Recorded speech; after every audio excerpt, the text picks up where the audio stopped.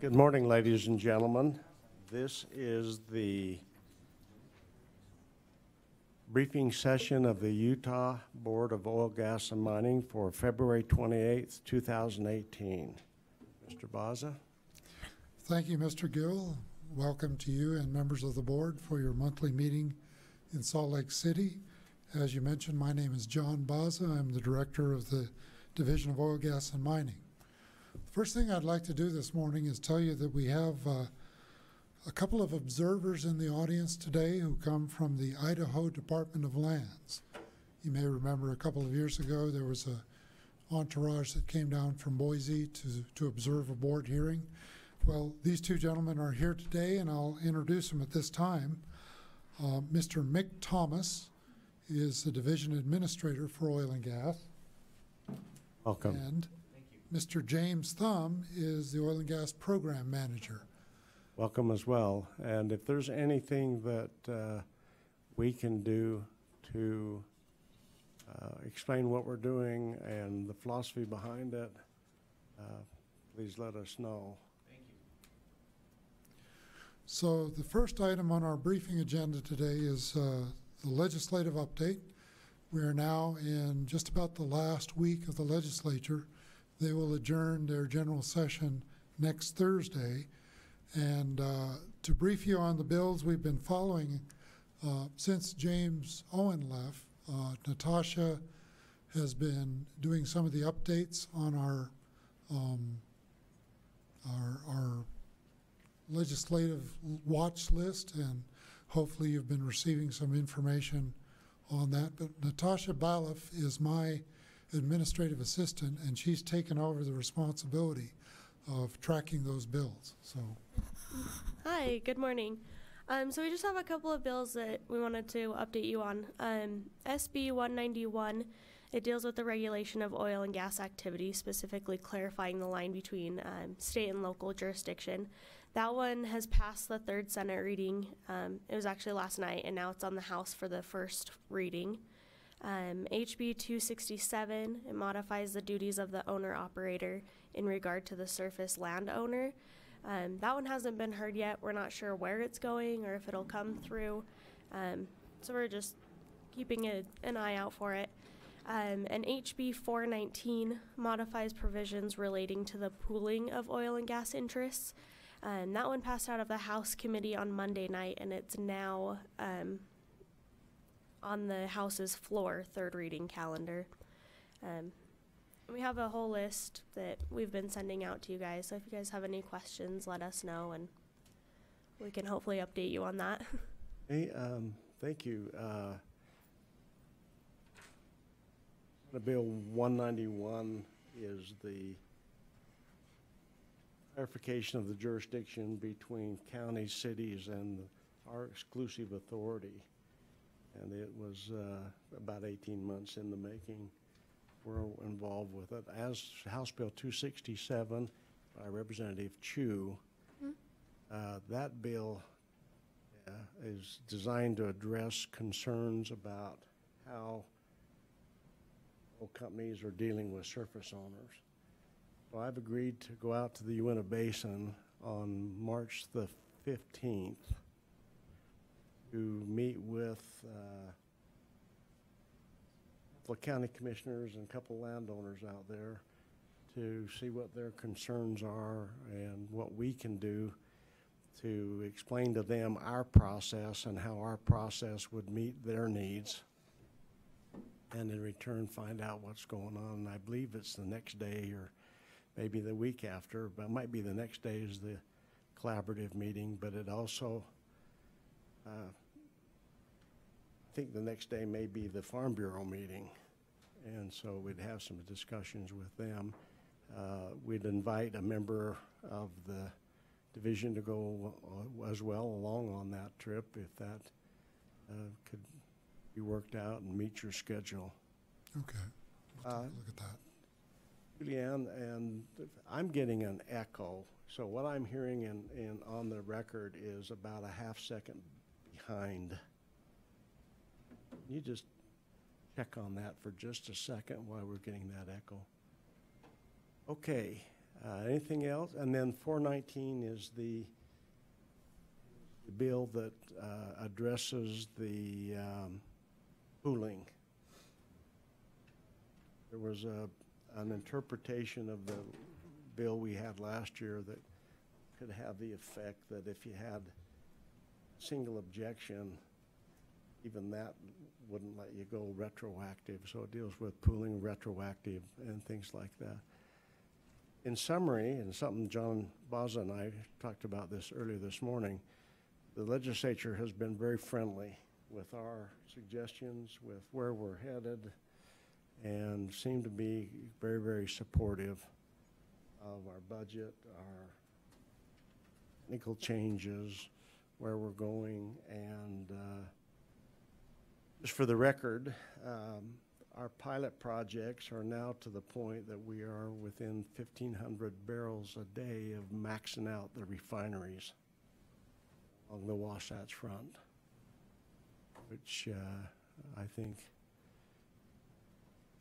is really good in one respect, but it is creating pressure on some of the companies now to bring in additional rigs because they don't have a market for the production for the additional rigs. But the pilot projects, I think, have been a great success, and we appreciate the division's partnership on those and making those work, and I think the whole state is benefiting from it, and some additional things that are being talked about. Go ahead.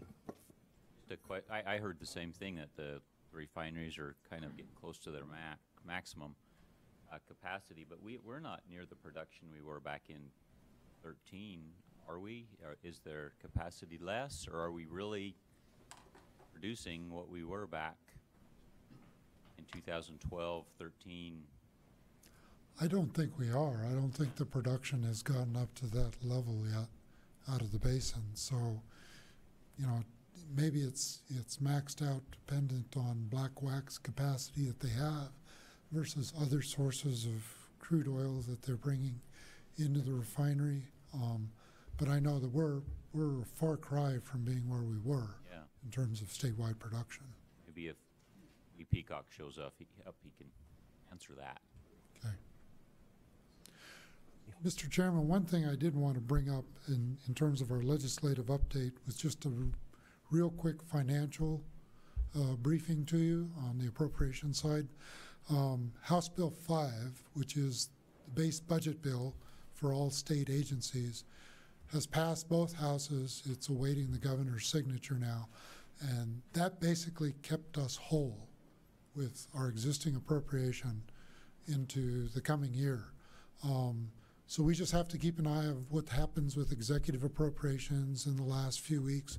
It sounds to me like they've got a whole bunch of requests, but they've also got a whole bunch of surplus money that they can allocate out. So I don't know that we'll be harmed by anything that happens in the last few days of the session, but we'll keep an eye on that. A lot of that surplus comes from oil and gas. I really don't know that. So we're happy to be involved in that. Okay. You noticed and that House Bill 5 is what they call the Bill of Bills. No, it's just the base budget bill. Base budget bill. I don't even know the number for what is called the Bill of Bills. And we noticed Director Styler's in the audience, and if there's anything we're talking about that you'd like to chime in on, we would more than welcome. Or lessons learned, or how we can do what we're doing better, let us know. We'd also let you know that we have representatives from the Idaho oil and gas group are here, and Director Styler, who is the director of the whole Department of Natural Resources, over which we are a sub-part. Back to you, Director Baza. Okay. Well, that's our legislative update, unless there are more concerns or questions that we can answer for you. Board members, any questions of the director on the legislation? Hey, thank you very much. To the next agenda item. The second item on the briefing agenda is called an update of the division's draft response to the Commission for Stewardship of Public Lands. And I've asked Steve Alder to come up and join me. If you'll recall, back in August of last year, a letter was sent to the board from the Commission for Stewardship of Public Lands. This is a legislative commission, which was asking the division to investigate and report on certain items that were under their purview that they were curious about. And when we got this, there was a little bit of involvement to try to say, well, what are the questions that really need to be answered here? How should we answer those? But sometime in September, October, I asked the Attorney General's office through Steve Alder if they would help craft a response, because it seemed like to me that much of this was legal in nature, related to federal land policy and how it would be translated into state policy.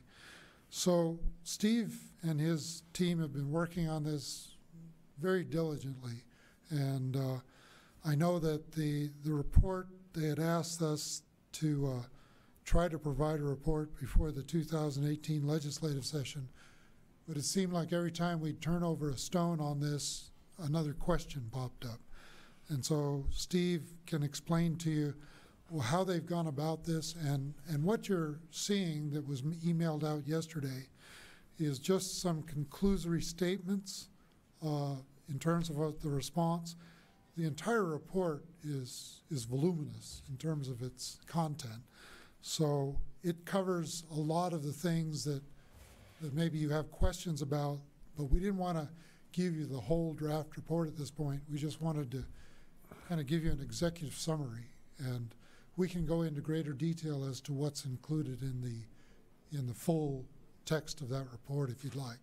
But Steve, I'll go ahead and turn the time over to you on that. Thank you. Members of the board, I think you have a copy, I hope you do, of the conclusions with regard to this study. The questions that were asked were directed to the board, which is one reason to keep you up to speed on it.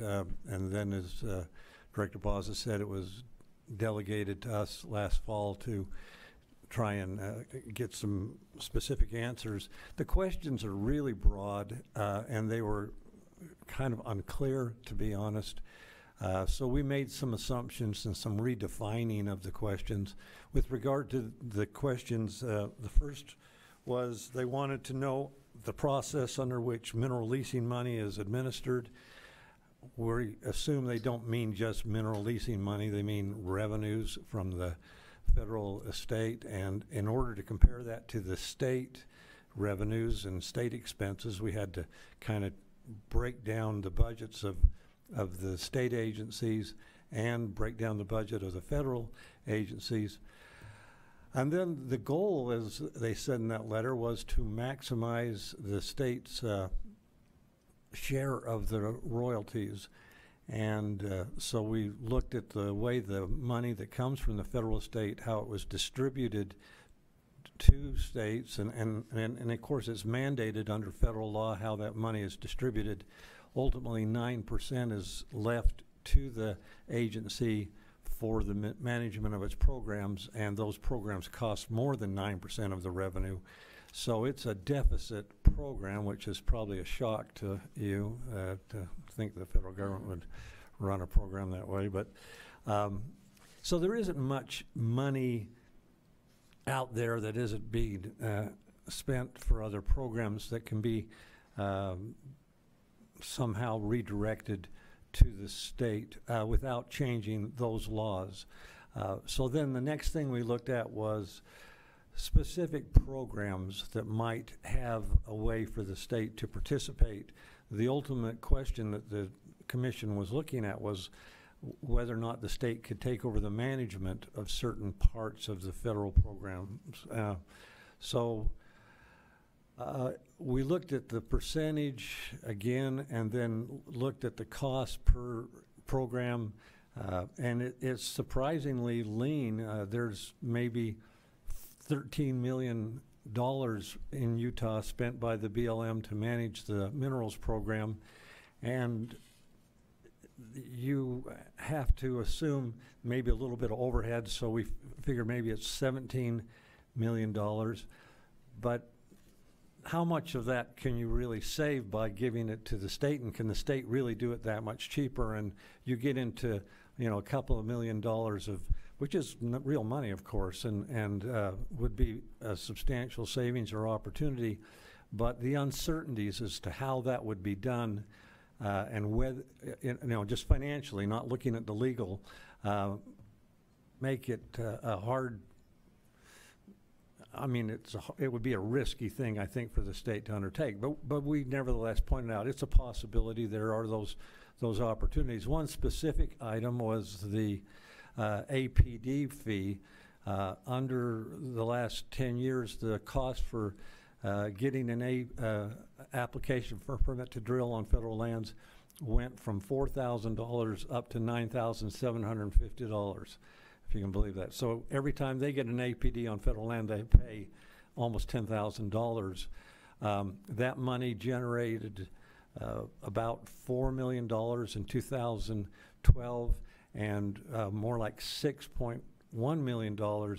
So the problem is we have such little information about how the BLM delegates and where that gets used and whether or not there's potential. But that's one possibility. If the state were to take over administering APDs, we could certainly do it for less than that. The entire state program is about $3 million for all, and the number of wells that are permitted is about the same, state and federal.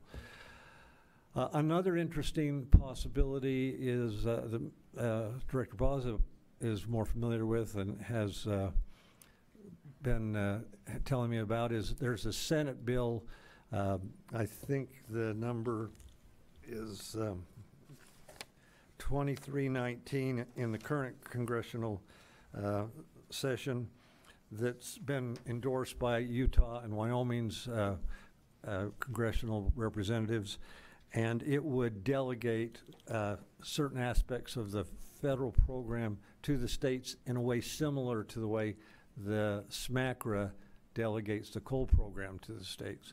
But again, that's a major change in the law, but that's maybe something that the commission was thinking about.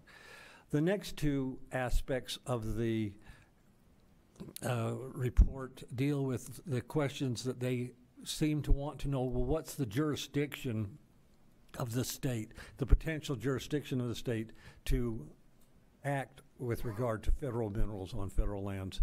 And with this, in this regard, there was some belief that maybe the state had some inherent authority to manage federal activities on federal lands that we aren't exercising. And so Meg Oswald researched that and looked at the main well laws that address the general mining law, SMACRA, Federal Mineral Leasing Act, and FLPMA. Thank you. Do I sound like a frog? Apologize. But the conclusion was that there really isn't much inherent authority for the state to exercise jurisdiction where the federal government has enacted a program such as the Mineral Leasing Act or the General Mining Law.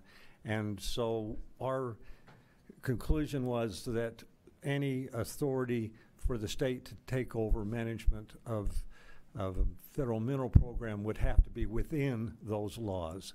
And those laws are pretty comprehensive, is our general conclusion. But within specific programs, there may be regulations that say this activity, for example, APDs, might be delegated to another agency. We didn't get to the point of going into those regulations. They're so numerous and the laws are so complicated that our letter will advise the commission that they need to look further and study further. The last section was drafted by Emma Whitaker, and that looked at the question of within the management program, what other additional federal laws apply that would have to be complied with. and you're familiar with most of those. You got the Endangered Species Act, you've got NEPA, you got the Federal Land Management Policy Act, and she examined the degree to which those laws allow for delegation, and again, it's quite limited. There's some delegation that's allowed under NEPA to state agencies to take care of NEPA, and I'm probably not doing a good job of summarizing those two programs, but essentially, that was our conclusion. Going to go to the commission and advise them that they probably, if they really want to get serious about this, they're going to have to spend a little more time looking at specific programs and specific regulations in order to determine the specific opportunities. But it wasn't clear how, if they were just sort of, you know, is there something there to do, or if they really had a goal in mind to move forward with a specific item. So I think that's where we are. Sorry for the long summary, but it's hard to make it too much shorter. Any questions? On that, First, any questions? yeah, on the, so the BLM charges an APD fee of around $9,000. What's our fee? Nothing. 0? Okay. We obtain our funding through the conservation fee, conservation tax, which is 0.2% on the value of production. So since that's been in place historically, Utah has never developed oil and gas fees beyond that basic tax structure. And most of what happens when a well is drilled is watched by us, correct? What does the BLM do? What do they do that? Well, you've got to recognize that, you know, we operate in kind of two different realms, even though they're similar. The BLM is the landowner, and so as the landowner, they've had all these federal laws that say you will do these things to ensure that our needs are met as the federal landowner. And so they do the same things we do. They issue APDs, they inspect wells, they enforce compliance. All of the things that we do, they do. So when we look at a federal APD, for example, our review of that federal APD is somewhat cursory in that we're not trying to duplicate things that the BLM is already doing, like their engineering and geology underground evaluations.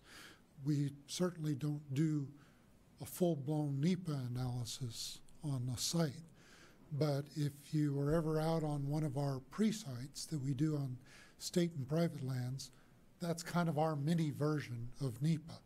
Many of the same things are discussed. You know, what is the surface impact? How are you going to reclaim this?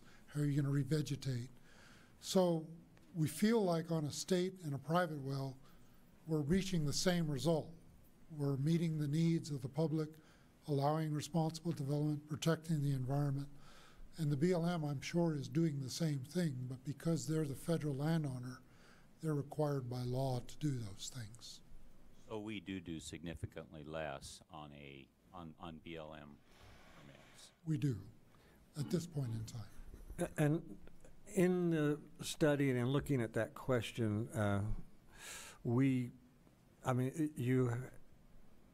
there's sort of two different roles that are taken. The division's role is a regulatory role. We issue the permits, we inspect, we make sure they comply with their proposed sundries. But the planning, the pre-drilling, is equivalent more to what SITLA does. So we looked at the costs of the SITLA program in leasing and managing royalties and in planning, but they, of course, have a much smaller directive and constraints on their planning.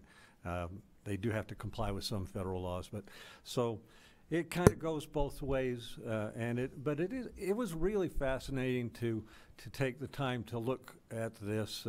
As Director Bozza said, the severance tax actually pays for the oil and gas program and has a surplus, which goes to the general fund. And yet, on the federal side, they have the 12.5% royalty, and then there's a severance tax that comes back to the state. It's, you know, it's amazing how much revenue is generated. I think the state maybe doesn't appreciate how much it's benefited by the development on federal lands. So I guess one of the things we want to do by briefing you on this is, you've heard what Steve has included in the report. At some point, we'll come to you with the full draft text and say, here's what we're wanting to say at this point. But we wanted to get your feedback before we finalize that and hear if there are other things that maybe we ought to be trying to address that the board wants to include.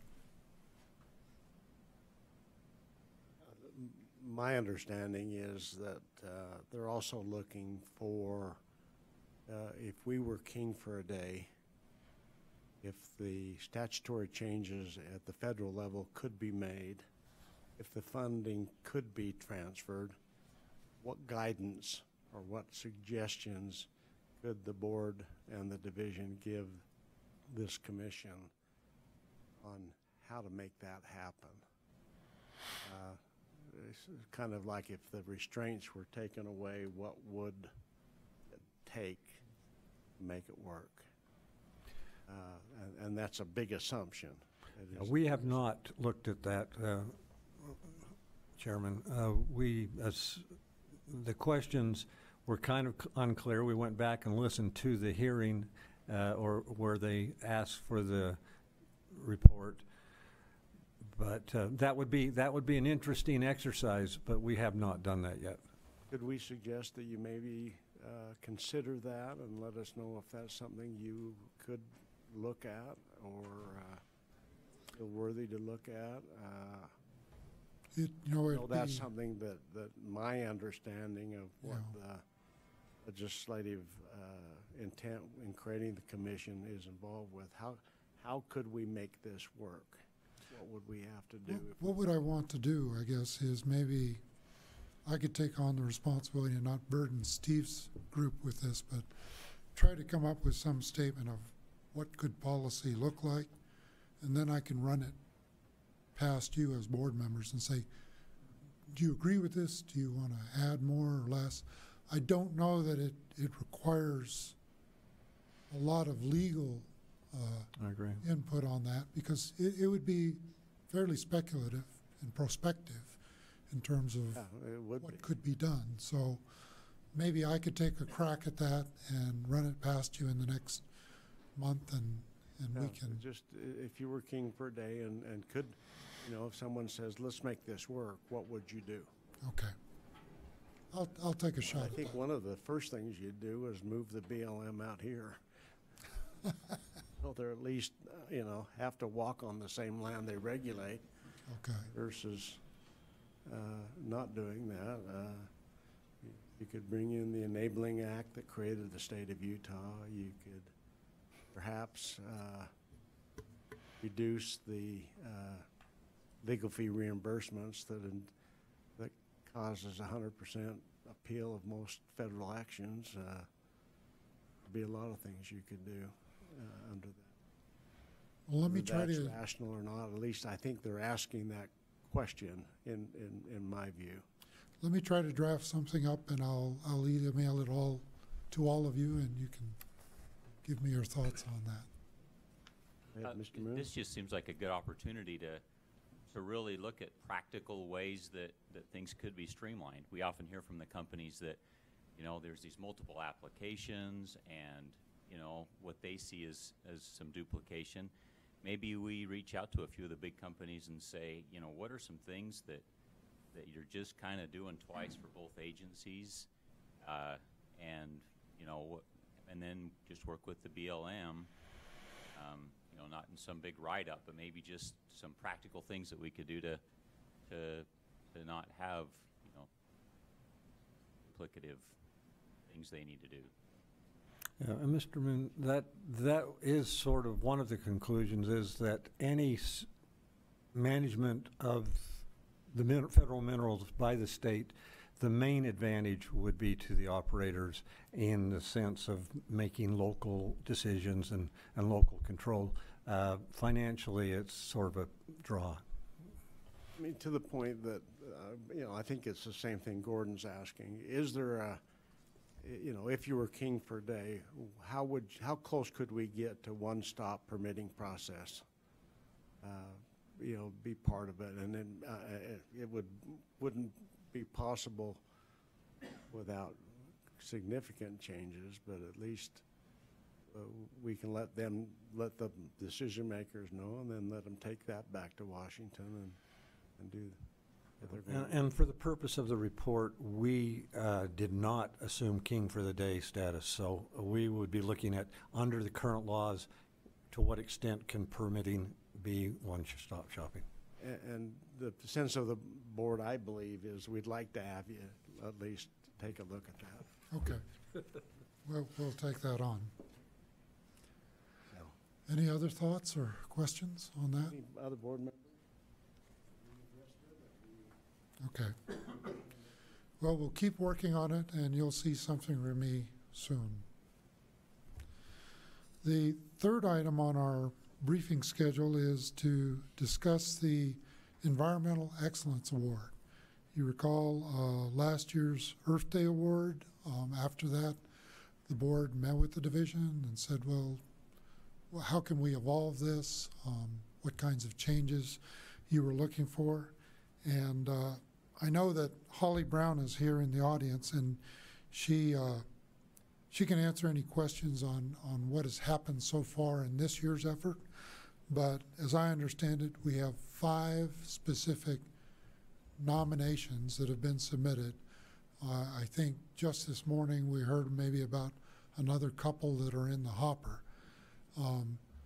But I wanted to talk to you also about, you know, how to elevate the concept of the Environmental Excellence Award. I know we've always referred to this as the board's award. You know, this is something you do every year, and you're trying to recognize companies that go above and beyond with superior performance. But my sense in going out to industry is that a lot of people are busy right now. You know, and this call for nominations comes to them, and they kind of put it on the shelf and think, I've got plenty of other things in my workday to keep me busy, and they don't really think about how to bring some recognition to their companies for these awards. So one thing that we could do is to, on our end, is to elevate the actual awarding event. And my thought was, you know, we've done that in the past as part of a board hearing, and that's okay, that's good. But it gives us kind of a limited amount of time during the course of a board hearing to visit with the award recipients, to kind of network with them, to talk to them about the value of this award to them. So my thought, and I'm going to run this past you as a suggestion, is we're talking about doing this in May, awarding these awards. So what if we did the awarding presentation the night before? You know, similar to the Christmas open house that the board has, we could do in late afternoon, early evening event where there was an actual awards ceremony, and then we spend time visiting with each of the award recipients, and it would just allow a little more networking time with them to give them the feeling that, yeah, this is a significant award.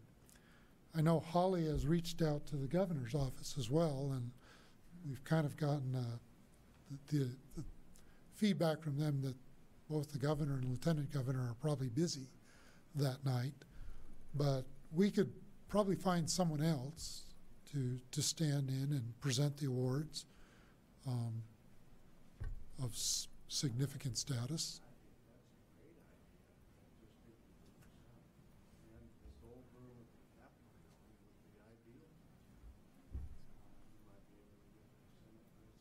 We could look into that.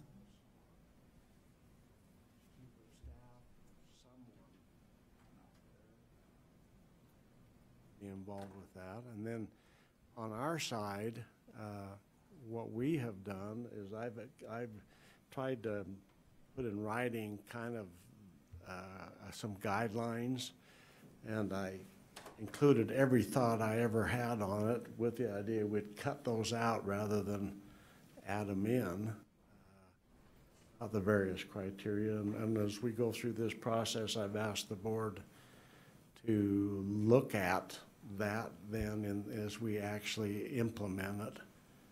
I love the idea of doing it the afternoon before,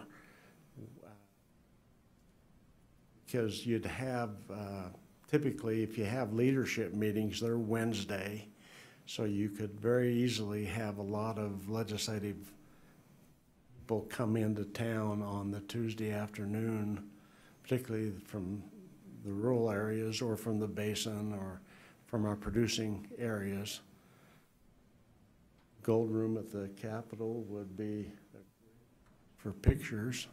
So, yeah, please pursue that, is my feeling. Board members, anyone else want to chime in on that? I think that giving you some directions. Yeah, the companies are busy, and there's nothing wrong with giving no awards if no one's earned it. For our friends in Idaho, what we're doing is we have an award for those companies that have gone above and beyond what they're required by law and regulation. And with an inducement, that's the kind of conduct we want to foster. That's the kind of environmental responsibility and stewardship that we want to see happen. And a lot of these companies have taken that and gone way beyond, have done things that our award that we have given the companies have turned around and become, through John Baza and his work, national awards, recognized for extraordinary levels of accomplishments. It doesn't have to be given if there's no one willing to step to the pot, but at least we're step up to the bar to get it done, but at least we're trying to do that. And in the past, our awards have shown up in these public companies, stock exchange level companies, shows up in their annual report that they've received these, and it's something their shareholders are very sensitive about. As a result, we're finding compliance levels increase, and really good things. Particularly the coal companies. The coal companies have been just excellent in stepping up and doing some things that really helped. But the oil companies, the salt, Great Salt Lake people, across the state, we're seeing some really neat projects done, innovative projects.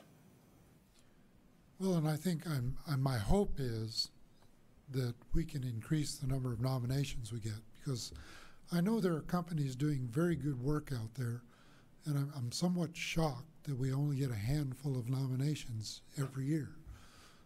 I would think that just about every active company out there is doing something that could be recognized through an award like this. And maybe it's just getting them to want to toot their own horn a little bit, but we'll do our part to try to elevate the actual awarding presentation, and then hopefully we'll get more next year. Representative Styler, do you have any comments on this or anything you're seeing from your level that you'd like to add to this?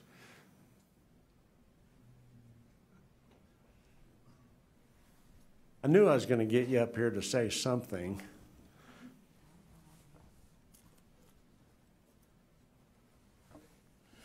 Thank you. I know that it's a real honor for those companies that have received these awards, and I know we try to make a big deal out of it, because it is a big deal. The conservation work that these folks put into rehabilitating where they've extracted natural resources is really commendable, and I, like John, believe that we probably just need to spread the word a little more and say, we'd like to acknowledge you for the good work you're doing, because so much good work is being done. And I just appreciate the board and their thoughtfulness and foresight in creating this award, and basically thanks to you for all the volunteer time you put in. I don't know if the folks from Idaho are thinking have a board like this, but it's a great help to the state to be able to have experts from your individual fields that come and lend your time and expertise and help in making thoughtful, wise decisions. So thank you. Thank you. Thank you very much. Okay, anything else for Director Baza? And thank you, Holly. The only thing I would want to do, we don't have any other items, but I'd like to review some calendar events for you. We've got our routine, semi-routine board meetings each month scheduled for the next several months. But along with that, we are doing our quarterly meeting of the Oil and Gas Collaborative Group is happening on April 12th. And each year around this time, we have devoted that to kind of focus on a broad spectrum of issues related to Uinta Basin waxy crude production. We're kind of expanding that this year.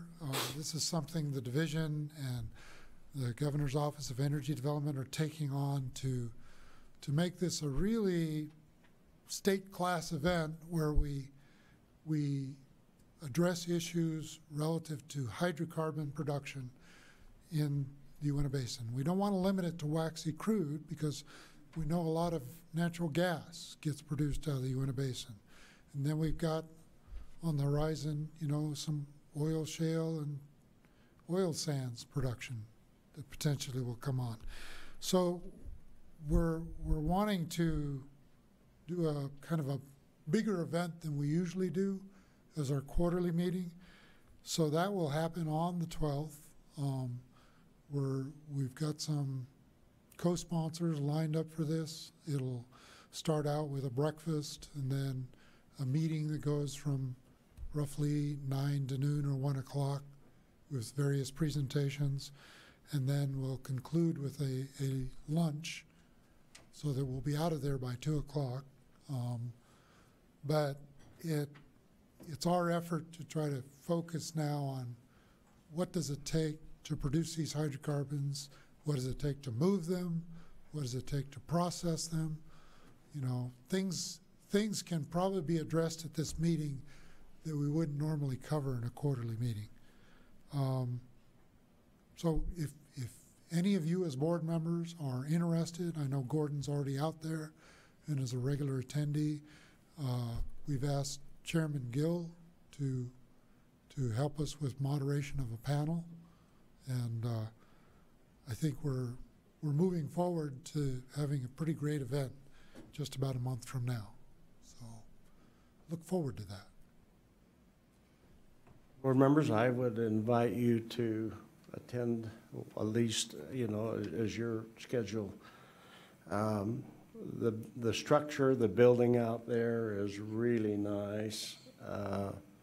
The chance to meet with industry representatives and talk to them is first rate. So urge you to be there. Julianne and I plan to attend that, so. Okay. And that's all I had for today, Mr. Chairman. Thank you. Board members, any other questions for the director or the staff? Seeing none, we now are at the point for public comment. If anyone is here from the public that would like to address the board on something within our jurisdiction, we invite you to come forward. Seeing none, then we're going to take a break till 10 a.m. We'll be meeting in the little break room. We invite our friends from Idaho to come in, and we've got some stuff in there for you. And if you have any questions about our philosophy, we ask Director Styler that you're more than welcome to come in and join us if you have time. And so we'll be on a break until 10 a.m.